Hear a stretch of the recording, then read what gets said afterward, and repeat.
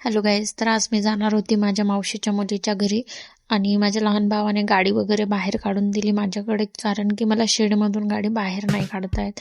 मग मी चार्जर वगैरे केबल सगळं गाडीच्या डिक्कीत ठेवलं, कारण की चार्जिंगची गाडी आहे, पोचते की नाही म्हटलं. आणि मम्मीला घेतलं आणि निघालं.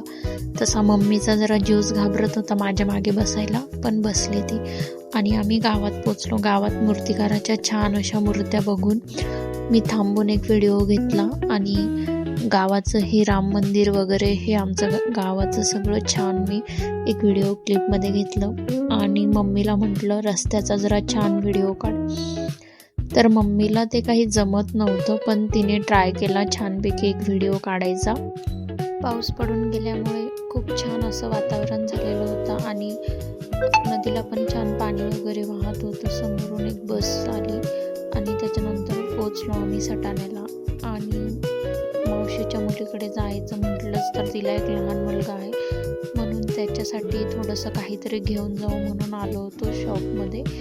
तर सगळं शॉप फिरल्यानंतर विचार केला की काय घ्यायचं. मग शेवटी काजू बदाम खजूरचा पॅकेट घेतला आणि बिलिंग काउंटरवर आणून ठेवलं. त्या मॅडमांनी मस्त बिल वगैरे केलं छानपैकी. मला माहितीच नव्हतं सटाण्यात हे शॉप, मी फर्स्ट टाईम आली होती इकडे. त्यांनी बिल वगैरे केलं आणि पुढे मग मम्मीला वाटलं की बॉबीज घ्यायच्या अजून, कारण की काजू बदाम घेऊन तिचं काही भागलं नव्हतं. त्याच्यानंतर रस्त्यात नदी मस्त वाहत होती छानपैकी. नदीचा पण एक छान छोटासा व्हिडिओ क्लिप काढून घेतले आणि पोहोचलो शेवटी मावशीच्या मुलीच्या घरी. त्याच्यानंतर आमचा कनू बसला खायला, पण त्याचं सगळं लक्ष मात्र कार्टूनकडेच होतं. आणि नंतर दाजींचा आणि आमचा प्लॅन झाला की संध्याकाळ झाली मग जायचं जेवणासाठी बाहेर.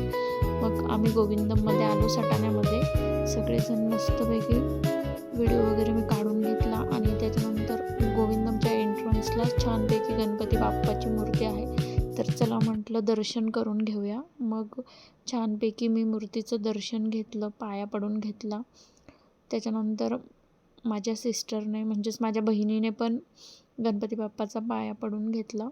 तेव्हापर्यंत दाजींनी छानपैकी ऑर्डर दिलेली होती. आम्ही टेबलकडे पोचेपर्यंत सगळी ऑर्डर रेडी झालेली होती. छानपैकी गप्पा गोष्टी करत करत आम्ही सगळ्यांनी जेवण केलं. आणि पार्टी तर दाजींकडूनच होती, म्हणून दाजींनी बिल वगैरे पे केलं. सगळ्यांनी मस्त पोटभर जेवण झालं आणि मग आम्ही घराकडे निघालो. कनूने तर सगळ्यात पहिले मला बाय बाय करून टाकलं, कारण की त्याचं आणि माझं फारसं काही जमत नाही.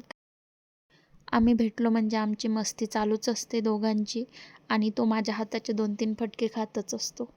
आणि मग पुढे आलो आणि मम्मीला आठवलं की भाजीपाला करून घ्यायचा आहे घरी.